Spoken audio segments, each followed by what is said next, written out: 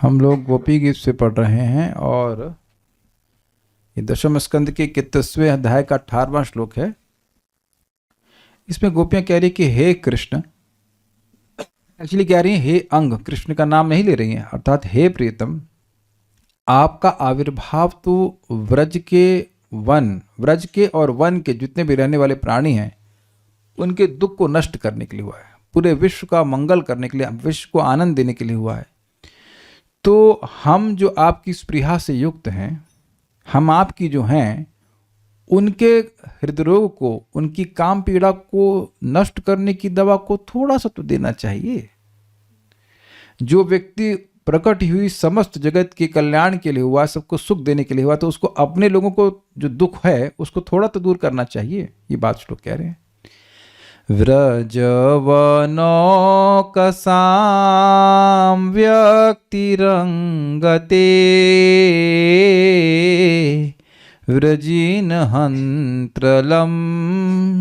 विश्वमंगलम्।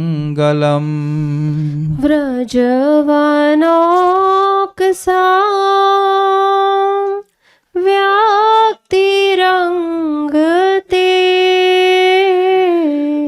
व्रजिनहंत्रलं विश्वमंगलम्। त्यजमनाश्चनस्त्वत्स्पृहात्मनां स्वजनहृद्रुजां यन्निषूदनम्। त्यजमनाश्चनस्त्वत्स्पृहात्मनां स्वजनहृद्रुजां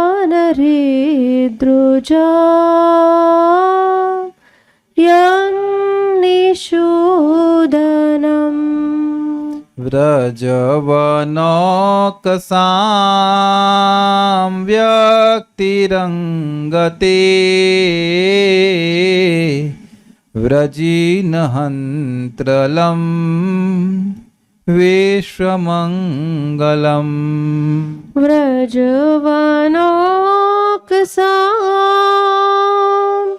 व्यक्तिरंगते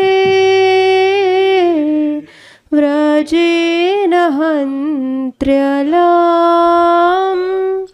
विश्वमंगलम्। त्यजमनाश्चनस्त्वत्स्पृहात्मनां स्वजनहृद्रुजां यन्निषूदनम्। त्यजमनाश्चनस्त्वत्स्पृहात्मनां स्वजनहृद्रुजां यन्निषूदनम्। Okay. हे कृष्ण, तुम्हारा आविर्भाव व्रजवासियों के दुखों का संपूर्ण रूप से नाश करने वाला और विश्व का समस्त प्रकार से मंगल करने वाला है। एकमात्र तुम्हारी ही कामना करने वाला हमारा मन हृदय रोग से पीड़ित हो रहा है। अतएव कृपणता का परित्याग कर अपने निज जन हमारे हृदय रोग को दूर करने वाली औषधि को किंचित दान करो। तो इसमें कृपणता की बात कैसे आ गई? मान लिया जाए कि वह औषधि जो गोपियों के हृदय रोग को दूर करने में समर्थ है वह अत्यंत मूल्यवान है, तो भी, क्योंकि पिछले श्लोकों में वीर कह चुकी है, तुम दानवीर हो, तो तुमको हमको ये औषधि देने में कंजूसी नहीं करनी चाहिए। क्यों? क्योंकि स्वजन, हम आपके स्वजन हैं। ये बात है, आपकी स्पृहा से युक्त हैं।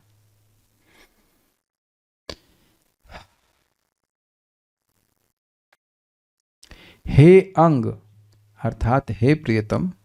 अंग का अर्थ होता है जैसे कोई व्यक्ति का अपना अंग होता है, उसे प्रिय होता है, अपना हाथ, अपनी नाक प्रिय है कि नहीं, तो उस तरह से अर्थ में होता है कि हे प्रियतम, ते आपका व्यक्ति ही, व्यक्ति मतलब अभिव्यक्ति, सुना है शब्द अभिव्यक्ति, क्या मतलब होता है अभिव्यक्ति का? प्राकट्य। प्राकट्य, अभिव्यक्त करना यानी कि प्रकट करना। एक्सप्रेशन का क्या मतलब होता है? Something which is in your heart you manifest in front. Agreed? Manifestation हुआ ना अभिव्यक्ति का अर्थ। अभिव्यक्ति का अर्थ केवल बोलने में नहीं होता है। तो ये इंटरेस्टिंग है। यहां पे व्यक्ति का मतलब वो व्यक्ति नहीं, व्यक्ति मतलब पर्सन नहीं है। यहां पे व्यक्ति का अर्थ है अभिव्यक्ति। Is it okay? इसलिए कह रहे हैं कि आपका यह अभिव्यक्ति, आविर्भाव व्रज व नौकसाम, व्रज के वन में रहने वाले, औकसाम मतलब रहने वाले, तो ब्रजवासियों के, या दूसरा अर्थ है ब्रजवासियों के और वनवासियों के। ब्रज और वन अलग अलग भी तो है।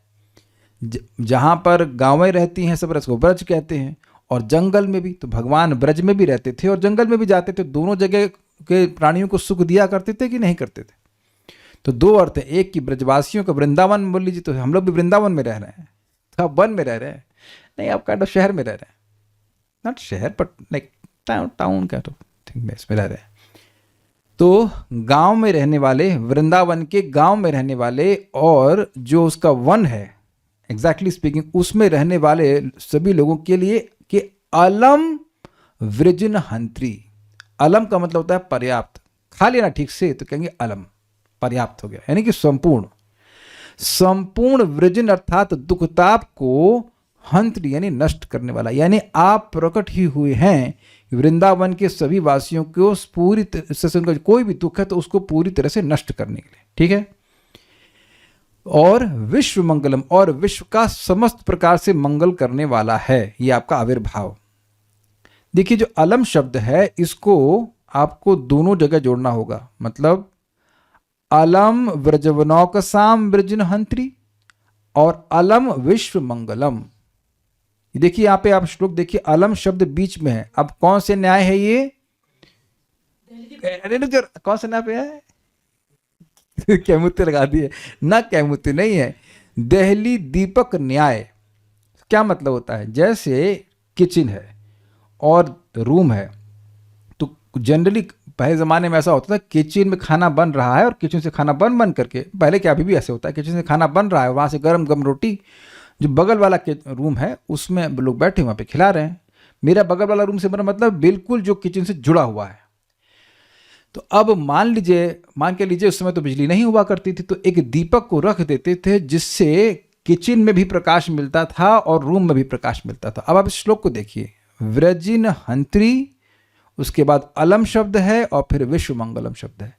तो अलम को आप व्रजिन हंत्री से भी जोड़ सकते हैं और अलम को आप विश्व मंगलम से भी जोड़ सकते हैं, कि मानो अलम जो है वह एक दीपक है और वो देहली यानी बॉर्डर पे रखा हुआ है, और उससे व्रजन हंत्री को भी प्रकाश मिल रहा है और विश्व मंगलम को भी प्रकाश मिल रहा है। समझ में आ रहा है सबको? अच्छा जरा एक रिएक्शन चाहिए कि किसी को समझ में आया है तो। एक को समझ में आया, इसका मतलब 2-3 लोगों को समझ में आया। Very good, I am getting good reactions, good boys. ठीक है, ये समझना जरूरी है ना, हम समझा के चले गए और लोग सोच रहे क्या बोल गए, कहाँ कौन सा किचन कौन सा Delhi. I hope you are getting the point. श्लोक में दिख रहा है ना आपको, अलम शब्द बीच में, दोनों तरफ उसका लिंक है। तो यानी कि आप ब्रजवासियों के समस्त दुख को नष्ट करने के लिए प्रकट हुए हैं और आप विश्व का समस्त प्रकार से मंगल करने के लिए प्रकट हुए हैं। तो देखिए बड़ी इंटरेस्टिंग बात है, जब विश्व का मंगल करने के लिए प्रकट हुए ही हैं तो ब्रजवासियों का तो कहना ही क्या, क्योंकि ब्रजवासी विश्व में आ ही गए और ब्रजवासी भगवान को प्रेम करते हैं। विश्व में तो सभी लोग भगवान से प्रेम करते हैं ना, नहीं करते हैं? तब भी भगवान उनका पूर्ण मंगल करने के लिए आए। और विश्व में ब्रजवासी आए कि नहीं आए? आ गए। तो ब्रजवासी तो भगवान से प्रेम करते हैं, तो कैमुत्य लगा कि नहीं लगा इसमें? जो लोग प्रेम नहीं करते हैं विश्व के, उनका भी पूर्ण मंगल करने के लिए आए, तो ब्रजवासियों का तो कहना ही क्या। और ब्रजवासियों में भी सबसे अधिक गोपियां भगवान से प्रेम करती, तो उनका तो कहना ही क्या। तो डबल कैमुत्य लग गया उसमें। तो हमारे भी तो आप सारे दुखों की निवृत्ति करोगे। कुछ समझ में आ रहा है कि नहीं आ रहा? कोई व्यक्ति उठा ही है, भोजन बनाने के लिए, सबकी भूख को पूर्णतः शांत करने के लिए, तो अपने मित्र को भोजन नहीं देगा। जैसे हमारे करणामिक प्रभु हमारे मित्र हैं, तो अब आप जब डिवोटी किचन के इंचार्ज थे तो 1000 लोगों को खाना खिलाने बैठे थे, लेकिन आप मेरे पास विशेष रूप से आते थे कि नहीं आते थे? कि सबको खिलाएंगे तो क्या मेरे को भूखा मार देंगे? वहाँ के मित्र हैं, नॉट 2-4 गुलाब जामुन तो एक्स्ट्रा ही आ जाता था। अग्रीड? दूध नहीं देते थे, मतलब जितना लीवर खराब करने के लिए आवश्यक हो। पकौड़ा और क्या बनाते थे आप, और गोल गोल बड़ा, ओहो जय हो बड़ा, वो बड़े बड़े प्रेम से लाके प्रभु जी दिया करते थे। तो जब जो व्यक्ति सबको खिला रहा है वो अपने मित्र को नहीं खिलाएगा, ये लॉजिक सबको समझा के गोपी बड़े लॉजिकल बात बोलती हैं। तो इसलिए त्वत् न स्पृहात्मनाम, एकमात्र तुम्हारी ही कामना करने वाला हमारा मन। ये बड़ा सुंदर शब्द है। स्पृहा समझते हैं? स्पृहा मतलब डिजायर, और आत्मा का मतलब होता है मन। हम कैसी हैं? हम ऐसे हैं कि हमारा मन बस तुम्हारी ही स्पृहा करता है और किसी चीज की स्पृहा नहीं करता। तो कुछ स्पेशल हुआ कि नहीं? जो केवल भगवान की तरफ जिसका मन जा रहा है वो स्पेशल व्यक्ति हुआ कि नहीं? वो विश्व में सबसे स्पेशल हुआ कि नहीं? तो हमारे मन तुम्हारी तरफ ही जा रहा है, इसलिए हम लोग स्वाभाविक सी बातें विशेष हैं। और इस कारण से और हृदरुजाम, रुजा रोग, हृद मतलब हृदय रोग से पीड़ित हो रहा है। उनको हार्ट अटैक नहीं पड़ रहा है, हृदय रोग मतलब वही जिस लैंग्वेज में कह रही काम पीड़ा कह रही है, बट विरह पीड़ा, बेसिकली विरह पीड़ा से पीड़ित हो रहा है। यत मतलब होता है जो। इसलिए हम जो आपके स्वजन यानी निजजन हैं, आपकी हैं, उनको त्यज मनाक, त्यज मतलब त्यागना, मतलब देना। जब व्यक्ति कुछ त्यागता है तो कुछ देता है कि नहीं किसी को?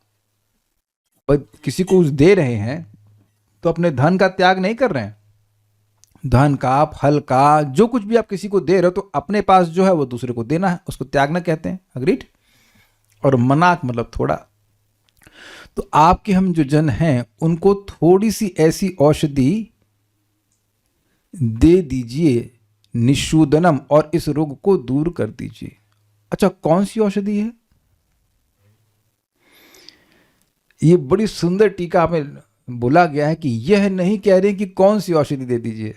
इसका मतलब है कि आप जानते हैं कि कौन सी औषधि देना चाहिए।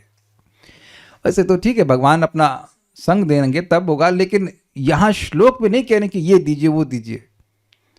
कहीं दिखा इसमें लिखा कि ये दीजिए वो दीजिए? कहे बस औषधि दीजिए। आप सबसे बड़े वैद्य हो। पिछले श्लोक में कहा गया धन्वंतरी शिरोमणि, पिछले में बोला धन्वंतरी शिरोमणि। धन्वंतरी शिरोमणि, धन्वंतरी ऐसे शिरोमणि है उसके भी शिरोमणि। तो आप सर्वश्रेष्ठ वैद्य हो, आप जानते हो कि इस हृदरोग की क्या औषधि, इसको खुले दिल से दीजिए, मतलब दीजिए, इसमें कंजूसी मत कीजिए, ये कहती हैं।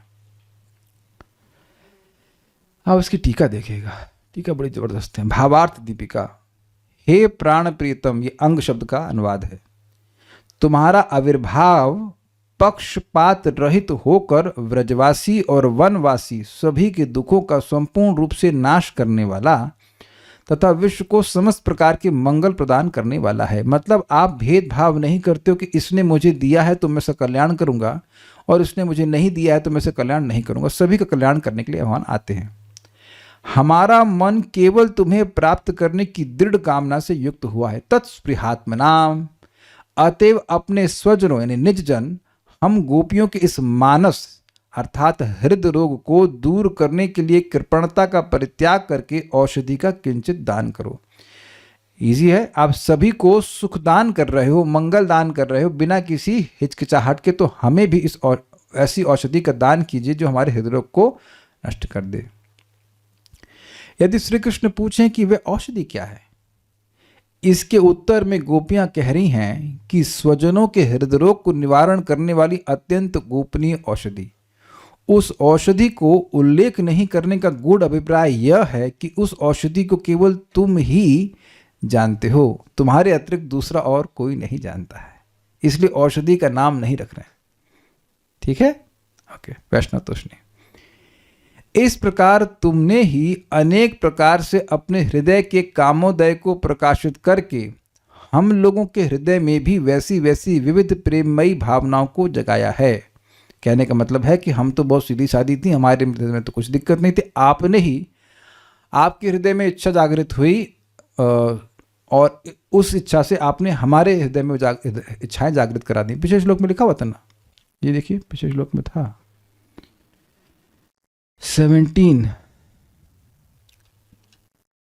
रहस्य संविदम, आप एकांत में जो अपने हमसे बातें करी, ऋचयोदम, जो आपके हृदय में काम इच्छा जागृत हुई, प्रहसितानम, जो आपने मुस्कुराकर संग की इच्छा से जो अपना चेहरा दिखाया, और प्रेम वीक्षण, प्रेम पूर्वक ईक्षण किया, और आपका वह विराट विशाल वक्षस्थल जो लक्ष्मी जी का निवास है, उसको, जिसमें कि काम इच्छा है, काम से मतलब वही है श्रृंगार रस की इच्छा है, उसको देखने से हम लोग स्पृहा वाले हो गए हैं और हमारा मन मोहित हो रहा है। तो आप हमारे हृदय में इच्छा को जागृत किए हो, यानी कि बेसिकली ये रोग आप दिए हैं, तो इलाज कौन करेगा?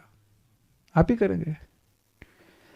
हम बहुत बार सोचती हैं, हाय तुम्हारा वह काम ताप किस उपाय के द्वारा शांत हो सकता है।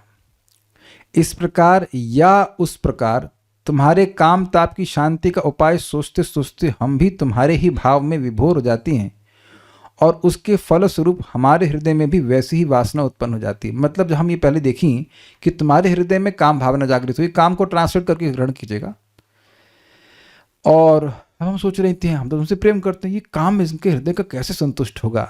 तो ऐसा सोचते सोचते सोचते सोचते हमारे हृदय में भी काम जागृत हो गया, ये कह रही है। ठीक है, अरे इसके कारण तुम हो, अतएव हम हृदरोग से कातर होकर अत्यंत असहनीय पीड़ा का अनुभव करते हैं, तुम्हारा अंग संग नहीं मिल रहा है। इसका कारण है कि हम लोगों के हृदय में तुम्हारे प्रति स्वाभाविक स्नेह विद्यमान है, जो इस समय तुम्हारे ताप को शांत करने की चिंता करते करते और भी प्रबलतर हो गया है। ये समझे बात?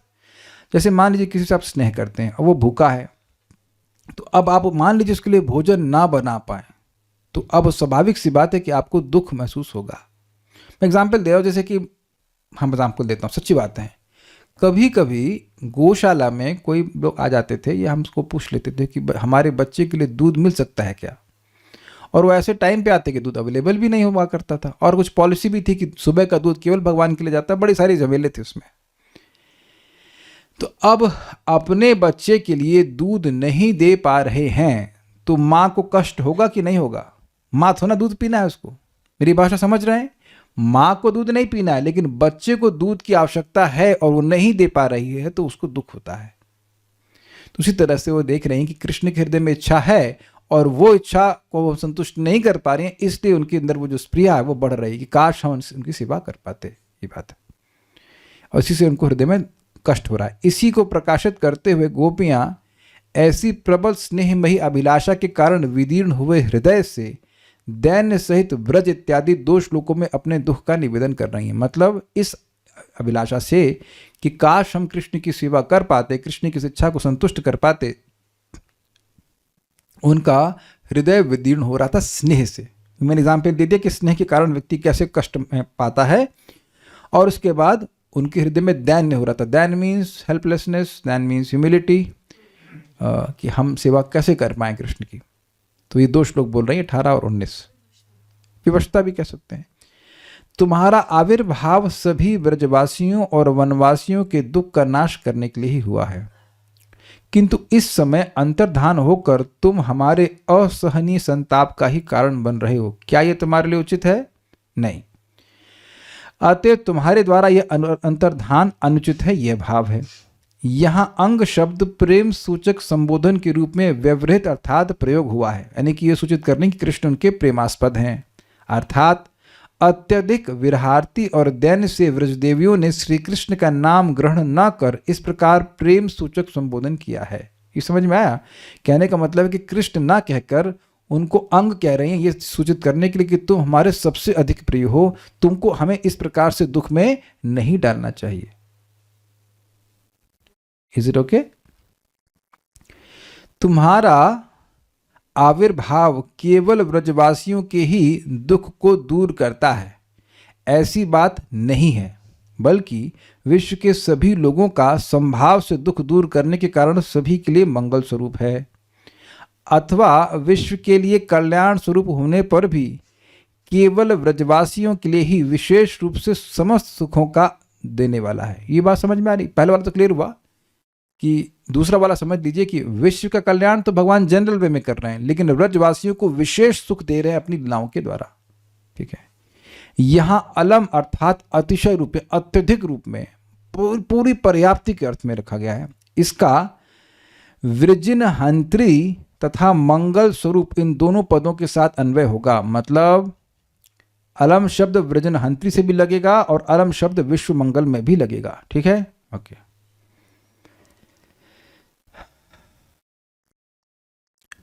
ऐसा करने से अर्थ होगा तुम्हारा आविर्भाव विश्व के लिए संपूर्ण रूप से मंगलप्रद है तथा ब्रजवासियों के समस्त दुखों का संपूर्ण रूप से विनाश करने वाला है। देहरी दीपक न्याय से हमने समझा दिया आप लोगों को। इसलिए कुछ ऐसा दान करो जिससे हम लोग का भी दुख दूर हो जाए, हो सके, क्योंकि हम लोग भी तो ब्रजवासियों में ही आते हैं। इंटरेस्टिंग है कि तुम ब्रजवासियों के सभी दुखों को पूर्णतः नष्ट कर रहे हो और हमारे दुख को जरा सा भी नष्ट नहीं कर रहे हो, जो कि तुम्हारे प्रिय हो, प्रियतम हो। कुछ समझ में आया? तुम्हारा आविर्भाव है, हुआ ही है ताकि ब्रजवासियों के सारे दुखों को तुम पूर्णतः नष्ट कर दो, सभी के। और हम जो सब तुम्हारे सबसे अधिक प्रिय हैं, तुम्हारी स्पृहा से युक्त हैं, तुम्हारी ही स्पृहा से युक्त हैं और कोई स्पृहा नहीं है, तो अब हमारे दुख को तुम बिल्कुल नष्ट नहीं कर रहे हो, ये ठीक नहीं है। I think you are getting the point. यदि श्री कृष्ण आपत्ति करें, अरे गोपियों, तुम स्वयं ही कह रही हो कि मैं सभी ब्रजवासियों के दुखों को दूर करने के लिए आविर्भूत हुआ हूं। तुम्हारे इन्हीं वचनों के अनुसार ब्रजवासियों की दुखमय दुर्दशा के उपस्थित होने पर मैं उसका अवश्य ही नाश करूंगा। तुम भी ब्रजवासिनी हो, अतएव तुम्हारी भी उन दुखमय अवस्थाओं का मेरे द्वारा अवश्य ही नाश होने के कारण शांति आदि अवश्य उपस्थित होगी। अतएव इसके लिए प्रार्थना करना तो संगत है। यदि इसके अतिरिक्त तुम्हारी कोई अन्य प्रार्थना है तो मुझे बताओ। ये समझ में आया? ये बहुत मजेदार है। कह रहे हैं कि तुम ही कह रही हो कि ब्रजवासियों के सारे दुखों को मैं निवृत्त करता हूं बिना प्रार्थना किए, तो तुम क्यों प्रार्थना कर रहे हो कि हमारे दुख को निवृत्त करो? तुम जानो कि हम कर ही देंगे जो कर ही देंगे, है कि नहीं भाई? सिंपल सी बात है। मैं कृष्ण हॉल में जाऊं, और मैं पुरानी बात कर रहा हूं, जो करुणा मित्र इंचार्ज थे, तो मैं इनसे आके, प्रभु जी प्लीज एक पकौड़ा। अरे जब सबको दे ही रहे हैं तो ये तो आगे आकर हमको देंगे। ऐसा करने की मुझे जरूरत नहीं है। अग्रीड? आप में से कितने लोग अपनी माँ के सामने कटोरे में लेके भीख मांगते, माँ थोड़ा दाल दे दो, थोड़ी रोटी दे दो? ऐसा कोई है? Anyone here? नहीं, जो नेचुरली शी गिव्स ना। तो इसका उत्तर देते हुए गोपियां कह रही हैं, हमारा चित्त सदैव तुम्हें प्राप्त करने के लिए ही लालसा युक्त रहता है। तुम्हें प्राप्त न कर पाना ही हमारा एकमात्र दुख है। इसके अतिरिक्त हमें कोई दूसरा दुख है ही नहीं, और उसको तुम पूरा नहीं कर रहे हो। और कोई हमारा दुख है ही नहीं जिसको तुमको दूर करना है। यही दुख है कि हमें तुम्हारी प्राप्ति नहीं हो रही है। यदि श्री कृष्ण कहें कि दूसरे व्रजवासी भी तो मुझे प्राप्त करने के लिए लालसा युक्त रहते हैं, अतः तुम्हारी लालसा में क्या विशेषता है? इसी की आशंका से गोपियां कह रही हैं, स्वजन अर्थात उन व्रजवासियों में भी हम तुम्हारी विशेष अर्थात अंतरंग निज जन हैं। इसलिए हमारे जैसे निजजनों का हृदय रोग किस प्रकार दूर हो सकता है, उसकी गोपनीय औषधि भी एकमात्र तुम ही जानते हो। देखिए बात क्या है, श्रृंगार रस में हर इंद्रिय से भगवान की हर इंद्रिय की सेवा होती है, तो सबसे अधिक सेवा होती है, इसलिए सबसे अधिक प्रेम श्रृंगार रस में होता है। ये बात स्थापित है, कोई ऐसा नहीं कि कोई व्यक्ति का एक ओपिनियन मात्र हो। तो इसीलिए कह रहे हैं कि सबसे अंतरंग जन। देखिए भगवान अन्यत्र कहीं बोले, हम याद नहीं आ रहा कहाँ पे हमने पढ़ा था ये, लेकिन वो बोलते कि जब भी मैं गोपियों से अपनी लीला का स्मरण करता हूं तो वो मुझे विह्वल कर देती है। ओवरवेल्म्स कहाँ हम लोग कहीं समवेयर, कोई याद नहीं आ रहा है, चैतन्य चरितामृत में है कहीं पे समवेयर उसको पढ़ा है। बल्कि ये तो मैं पढ़ा हूं कि रानियों से कहते हैं, द्वारका की रानियों से, कि मैं तुम सबसे शादी इसीलिए किया हूं क्योंकि तुम लोग मुझे गोपियों का स्मरण कराती हो। और हम लोग सुन भी चुके हैं कि गोपियों को कहे हैं कि मैं तुम्हारे प्रेम का आदान प्रदान नहीं कर सकता। बोलिए कुछ बोलना चाहती हैं तो ठीक है। तो कह रहे हैं कि हम तुम्हारे निज जन हैं और हमारे हृदय को कैसे ठीक हो सकता है ये आप ही जानते हो और कोई नहीं जानता। अतएव कृपणता का परित्याग यानी कंजूसी का परित्याग कर उस औषधि का किंचित मात्र भी दान कर हमारे हृदय को समूल दूर करो। अब ये क्या मतलब है? मनाक शब्द का मतलब होता है थोड़ा। जब कोई व्यक्ति किसी कंजूस से कुछ मांगता है तो ऐसा वो बोलता है थोड़ा तो दे दो। जैसे अगेन हम कृष्ण हॉल चलते हैं तो वहां पे लिमिट रहती है कि भाई 1 लड्डू। ये सब सुनने के बावजूद भी जो थोड़े भूखे होते हैं वो भक्त कहते हैं 1 तो दे दो। थोड़ा, अरे कुछ नहीं होगा, 1 तो दे दो। वहां नहीं, केवल 1, सॉरी 2, 1 मिलेगा। और इंचार्ज पीते 4 5। अनलिमिटेड चल रहा है उनका। सब कुछ मिलता है, लेकिन उधर सामान्य पब्लिक को, सामान्य मतलब जो जनरल डिवोटीज आ रहे हैं उनको केवल 1। भाई अन्यों को भी खिलाना है, वो पीछे इंचार्ज लोग भी हैं उनको भी तो उनको भी खिलाना है। एक में सबको खिलाना है बराबर। हम सब हैं 1। माइक पे बोलिए, आप ही हैं क्लास में। हाँ तो फिर मत बोलिए। तो ये तरीका होता है, कोई कंजूस होता है उसके थोड़ा तो दे दीजिए, उस अर्थ में कि भाई अब पॉइंट क्या है, कृष्ण क्या सामने आ रहे हैं और सारी गोपियों को क्या चाहिए कि कृष्ण सामने आ जाएं। तो किसी को थोड़ा सा भी नहीं दे रहे हैं। इसीलिए कह रहे हैं कि मनाक थोड़ा तो दीजिए, थोड़ी तो औषधि दीजिए, सामने तो आइए। हमको बहुत अच्छी लगी थी कमेंट्री, बहुत इंटरेस्टिंग है। अच्छा अभी और देखिए, यहां किंचित मात्र कहने का उद्देश्य यह है कि वह औषधि अत्यंत दुर्लभ है। क्या है ये औषधि? भगवान का संग। ठीक है, इसलिए थोड़ा तो दीजिए। अथवा याचक की रीति के अनुसार गोपियां यद किंचित प्रार्थना कर रही हैं, क्योंकि याचक प्रार्थना करते समय यद किंचित थोड़ा सा ही दे दो ऐसी प्रार्थना किया करते हैं। जो भिखारी होते हैं वो ऐसे बोलते हैं, तुम 10 पैसा देगा वो 10 लाख देगा, ऐसे कुछ है ना। गरीबों की सुनो वो तुम्हारी सुनेगा, ऐसे कर कुछ आता है ना। तुम 10 रुपया दोगे वो 10 लाख देगा। तो they have this tendency to speak like this. वैसा बोलने की उनकी रीति ही होती है कि बोलते हैं कुछ तो दे दो, थोड़ा तो दे दो। इस याचक की रीति में मांग रहे हैं। अच्छा एक चीज बताइए, जो लोग सिंसियरली भगवान से प्रार्थना करते हैं, क्या वह रोज इस प्रकार से प्रार्थना नहीं करते हैं, कुछ तो प्रेम दे दीजिए, थोड़ा सा दे दीजिए। वैसे तो थोड़े से आप कृतार्थ हो जाओगे, लेकिन at least give me some love, some attraction for your holy names. किस व्यक्ति ने आज तक ये प्रार्थना कभी नहीं करी है? हाथ रिएक्ट कीजिए या हाथ रेस कीजिए। जो लोग साधना कर रहे हैं उनकी बात कर रहा हूँ, जो आज माला पकड़े हैं उनकी बात नहीं कर रहा। But those who are chanting 16 rounds I think every day they must be praying कि कुछ तो प्रेम दे दीजिए। प्रेम बिना व्यर्थ मोरा दरिद्र जीवाना, दास करी वेतन मोरा दिया प्रेम धन। Naturally if you are hearing Bhagavatam, you are chanting, you will have that begging attitude. तो ये बेगर की भावना को रख रही हैं, कुछ तो दे दीजिए। परंतु वास्तव, अब ये बड़ा जबरदस्त है भाई, इसको बड़े ध्यान से सुनना होगा। परंतु वास्तव में बहुवचनात्मक पद हृद रुजाम और निषूदन पद के निषेध सूचक नि उपसर्ग द्वारा क्रमशः निर्देश करते हुए कह रही हैं कि भगवत विषय कामनाओं या हृदय रोगों की कभी भी तृप्ति नहीं होती, अपितु वह सदैव नए नए भावों के द्वारा स्वाभाविक रूप से वर्धित होता रहता है। इस प्रकार वह हृदय रोग समस्त अवस्थाओं में 2 प्रकार से होना ही अभिप्रेत हुआ है। प्रथमतः तृप्तिहीन और द्वितीयतः नित्य नव रूपों में वर्धनशील। ये थोड़ा समझी बात हुआ क्या? जो मैं यहाँ से एक्सप्लेनेशन से समझ रहा हूँ, हृदय रुजाम मतलब हमारे हृदय रोगों को ठीक कीजिए। मतलब हृदय में एक रोग नहीं है, अनेक रोग हैं। स्पृहा कृष्ण की है, लेकिन वो स्पृहा अनेक प्रकार की है। जैसे समझिए, कृष्ण के आंखों को देखने की स्पृहा, कृष्ण की नाक को देखने की, कृष्ण के अधर को देखने की, कृष्ण के चरण को, कृष्ण के हाथ को देखने की स्पृहा। तो ओवरऑल सारी स्पृहा तो भगवान के संबंध में ही है, लेकिन स्पृहा तो बहुत सारी हो गई कि नहीं हो गई?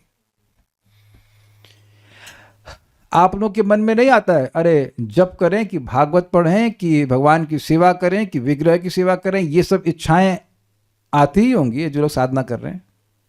अभी एक भक्त आए थे, राधा शरण माता जी मैसेज करी, प्रभु जी वृंदावन जाते हैं बहुत कंफ्यूज हो जाते हैं। मैंने क्यों?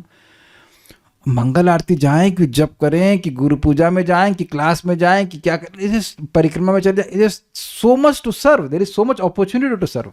ऐसा तो है नहीं आप प्रिय शरण माता जी आगरा में आप परिक्रमा में निकल जाएंगे दैट वो सेवा तो नहीं है ना आगरा में, वो तो है ही नहीं। कौन सा स्थान है वहाँ पे? संजय प्लेस बोलते हैं क्या है? संजय प्लेस। तो संजय प्लेस की परिक्रमा करेंगे वो तो हाँ ताजमहल की, चलो हम आ जाके ताजमहल की परिक्रमा करेंगे तो वह तो ऑप्शन है नहीं। मैं एक बोल रहा हूँ, is it not much options, लेकिन यहाँ कितनी सारी सेवा है। आप परिक्रमा कर सकते हो, आप परिक्रमा में भी मंदिर की परिक्रमा, वृंदावन की परिक्रमा, मथुरा की परिक्रमा, गोवर्धन की परिक्रमा, बरसाना की परिक्रमा, है ना बहुत सारे ऑप्शंस। सब कुछ कृष्ण विषय की है, लेकिन स्पृहा तो कृष्ण विषय की है, लेकिन उसके मल्टीपल भेद होगा कि नहीं होगा बहुत सारी चीजें ना। तो कहने कि हमारे हृदय रोगों को ठीक कर दीजिए। एक बात तो ये, यानी इसे सूचित हो रहा है कि थोड़ी औषधि से काम नहीं चलेगा, बहुत सारी औषधि चाहिए। अच्छा, दूसरा यहां नी शब्द का उपयोग है।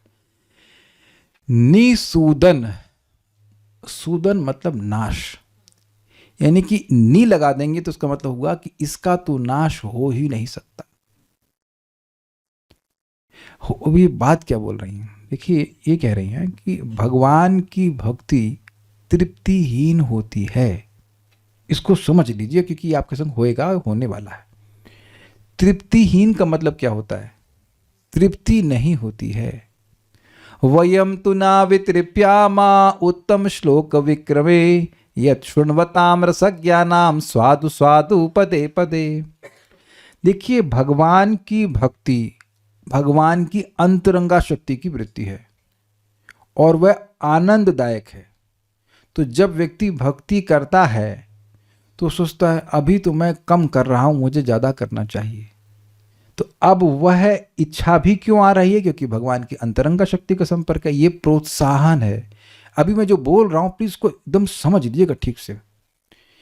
ये अंतरंगा शक्ति का प्रोत्साहन है, ये आपकी भक्ति की कमी नहीं है। अगर ऐसा हो रहा है कि अरे मैं तो कुछ भक्ति कर ही नहीं पा रहा, जब आप भक्ति कर रहे हैं तब की बात कर रहा हूं, जब नहीं कर रहे तब की बात नहीं कर रहा हूं। जब भक्ति कर रहे हैं और मन में आ रहा है हम तो बहुत कम कर रहे हैं, हम तो कुछ नहीं कर रहे हैं, तो ये अंतरंगा शक्ति का प्रभाव है। क्या ये सबको समझ में आ रहा है? यू आर टेस्टिंग भक्ति and that's why the desire is increasing. ये आपको किसी दूसरे से प्रमाण लेने की जरूरत नहीं है कि आपकी प्रगति हो रही है कि नहीं हो रही है। मैं आज ये समझा रहा हूं, अगर आप ये समझ गए तो आप दोबारा किसी से पूछोगे नहीं कि आपकी प्रगति हो रही है कि नहीं हो रही है। इफ वी आर ऑफेंसलेस, अगर हम अपराध से बचने का प्रयास करते हैं तो भक्ति देवी का आशीर्वाद मिलता है। और आशीर्वाद किस रूप में आता है? तृप्तिहीनता के संबंध में, तृप्तिहीनता का आशीर्वाद। संतुष्टि मिलेगी लेकिन तृप्ति नहीं मिलेगी। इंग्लिश में कहते हैं there is satisfaction but not satiation, कि बहुत हो गया आप बंद करो। अगर भाव ये आ रहा है कि मेरे बड़ी भक्ति कर ली, बंद किया जाए, तो अभी कुछ अपराध बन रहा है, उसको ढूंढना चाहिए और उससे बचने का प्रयास करना चाहिए। अरे क्या वही क्लास, अरे क्या वही जप, तो अगर या वही मंगल आरती, क्या जाना वही भगवान तो अब अच्छा बोलते वही प्रसाद, वो तो नहीं बोलते हैं।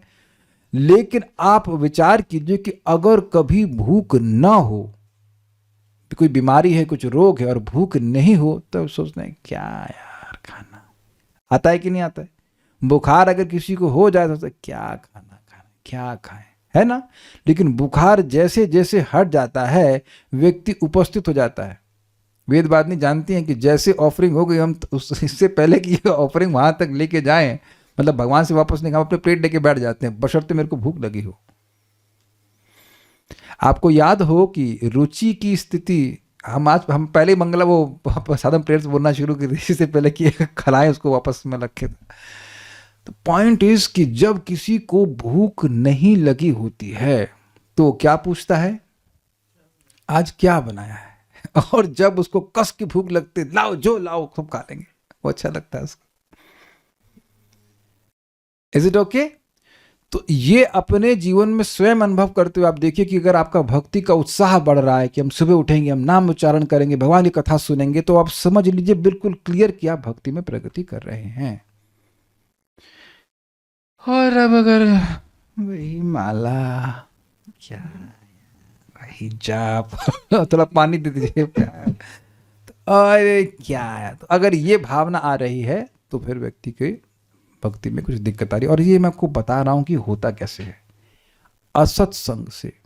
और असत संग में भी असत वार्ता वेशा स्वपच रमणीय हृदय स्पृशेत। हम कभी समय मिला ना तो विद कमेंट्रीज रघुनाथ दास गोस्वामी की मन शिक्षा को पढ़ाऊंगा, आप लोग प्रसन्न हो जाएंगे, बड़ा सुंदर है। जब असत वार्ता सुनते हैं तो वो कैसी है, कुत्ता खाने वाली एक, हाँ, कुत्ता खाने वाली वैश्या के समान है।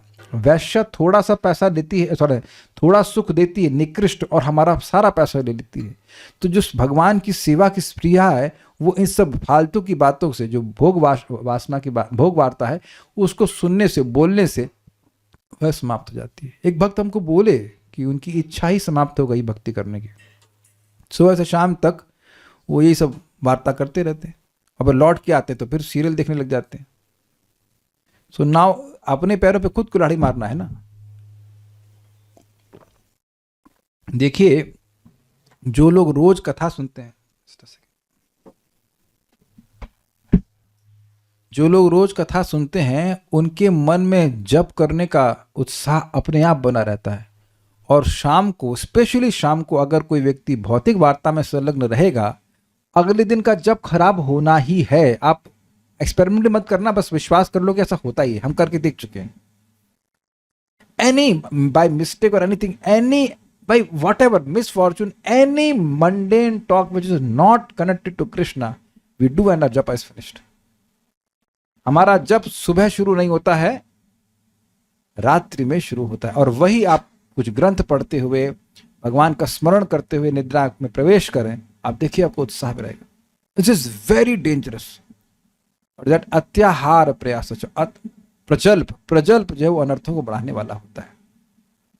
तो हम इस सब बात पे बता रहे थे कि तृप्तिहीनता, जो व्यक्ति भगवान की भक्ति में लगा हुआ है सही प्रकार से, उसको अपने आप ही तृप्तिहीनता का अनुभव होगा, और ये बहुत अच्छे साइन हैं। दूसरा, नित्य नव रूपों में वर्धनशील, मतलब हृदय, बेसिकली इन लोगों को तो काम रूप कुछ है नहीं, काम नहीं है, सेवा की इच्छा है। तो अब वो सेवा की इच्छा भी भिन्न भिन्न रूपों में प्रकट होती है। तो ये कह रही हैं कि ये जो हृदय रोग है, ये बहुवचन का प्रयोग करने का मतलब है कि ये एक इच्छा समाप्त हो गई, समाप्त नहीं, एक सेवा करी, अब दूसरी सेवा की इच्छा आ गई। भगवान की सेवा तो डायनेमिक है ना, ऐसा तो नहीं कि केवल आपको जप ही करना है। जप कर लिया, फिर भागवत पढ़ने की इच्छा आ गई, फिर भगवान कुछ खाना बनाने की इच्छा आ गई, तो नए नए रूप में प्रकट हो रहा है कि नहीं। जैसे जगत में किसी को भोग भोगने की इच्छा हो तो वह अलग अलग रूपों में प्रकट होता है कि नहीं, छूने का, देखने का, स्पर्श करने का, इत्यादि इत्यादि बहुत सारे। तो भगवान की सेवा का प्रारूप भी अलग अलग प्रकार का होता है। यह हृदय रुजाम शब्द से सूचित हो रहा है। और निसूदनम मतलब ये इसकी तृप्ति नहीं, इसको नाश नहीं कर सकते, इसकी तृप्ति नहीं होती है। ओके, अतएव क्या हमारा यह रोग यत्किंचित औषधि से दूर होगा? क्या थोड़ी सी औषधि से दूर होगा? ना, यह तो बहुत इसके लिए औषधि चाहिए। भावार्थ यह है कि मुख से यत्किंचित प्रार्थना करने पर भी व्रजदेवियां कौशल से बहुत अधिक परिमाण में ही उस औषधि को प्राप्त करने की प्रार्थना कर रही हैं, अर्थात बहुत मात्रा में आपके संग की हमको जरूरत है, ये कहती हैं। सारार्थ दर्शनी, गोपियां और भी कह रही हैं, हम लोग निरपराध कुलवधू हैं, हमारी कोई गलती नहीं है। तुमने ही हम लोगों को वेणु गीत के द्वारा सम्मोहित करके रात्रि काल में इस वन में बुलाया है। तुम हमें स्वयं ही यहां बुलाकर उत्कंठा रूपी अग्नि में केवल हमारे प्राणों को दग्ध ही करोगे। तुम्हारा ऐसा उद्देश्य कदापि नहीं हो सकता है, किंतु अपना अंग संग दान कर हम लोगों के प्राण की रक्षा करना ही तुम्हारा उद्देश्य है। यदि श्री कृष्ण आपत्ति करें कि तुम ऐसा कैसे कह सकती हो, इसकी आशंका से गोपियां कह रही हैं, क्योंकि तुम्हारा आविर्भाव पक्षपात रहित होकर समस्त ब्रजवासियों का तथा संपूर्ण विश्व का सभी प्रकार से मंगल कर दुखों का निराश करने वाला है। अतएव तुम्हारे हृदय में हम लोगों के दर्शन से उत्पन्न जो महती इच्छा है, उस इच्छा को पूर्ण करने के लिए अपने चित्त में अभिलाषा को पोषित करने वाली हम गोपियों को किंचित मात्र अर्थात अल्प परिमाण में कुछ तो प्रदान करो, अर्थात कृपणता का परित्याग कर कुछ दान करो। देखिए थोड़ी समझिए इस बात को। कह रही हैं कि देखिए हम लोग तो नहीं आती, हमारा कोई अपराध नहीं है, तुमने वेणु बजाकर हमें बुलाया, बुलाया नहीं सम्मोहित करके खींच लिया, तो हमें विश्वास है कि तुम हमको दुखी करने के लिए यहाँ नहीं बुलाए हो। समझ रहे हैं भाई, तुम हमको हमसे दूर होकर के हमको हमारे प्राणों को दग्ध कर दोगे, हमें मार दोगे, ऐसा तो ना करने वाले हो, बल्कि तुम तो अपना अंग संग दान करके हमारी रक्षा करोगे। तो अब मान लीजिए भगवान श्री कृष्ण के ऐसा कैसे आप गैस कर ली, तो कह रहे हैं क्योंकि आप विश्व का मंगल करने के लिए आए हैं, आप ब्रजवासियों को सुखी करने के लिए आए हैं, और हम तो आपके प्रिय हैं। अब समझ में आ गया? ठीक है। निराश मीन्स दुखों को नष्ट करने वाले। अतः तुम्हारे हृदय में, ये तुमने पढ़ लिया। हाँ, उसके बाद ये भी कह रहे हैं कि तुम्हारे हृदय में जो इच्छा हुई थी उसी को पूर्ण करने के लिए हम अपने चित्त में स्पृहा लेकर के आई हैं, और कोई कारण नहीं है, तुमको ही सुखी करने के लिए आई हैं। तो अब हमको इस औषधि को देने में कृपणता आपको नहीं करना चाहिए, हम आपकी सेवा के लिए तो आए हैं भाई, ये बात है। यदि श्री कृष्ण कहें कि अच्छी बात है तो मैं दान करूंगा, किंतु क्या दान करूं? इसके लिए ब्रजदेवियां कह रही हैं स्वजन हृद रुजाम यन निषूदनम, अर्थात तुम्हारे स्वजनों हम गोपियों के वक्षस्थल के रोग समूह को जो औषधि दूर कर सके, उस औषधि अर्थात तुम्हारी कर कमल रूपी औषधि को यदि हम लोग अपने स्तनों पर अर्पण करा सकें, तभी त्वत्स्पृहाम तुम्हारी अभिलाषा पूर्ण करके अपने प्राणों की रक्षा कर पाएंगे। यही भावार्थ है। समाप्त हुआ। श्री श्री गोपी गीत की जय, श्रील प्रभुपाद की जय, निताय गौर प्रेमानंदे।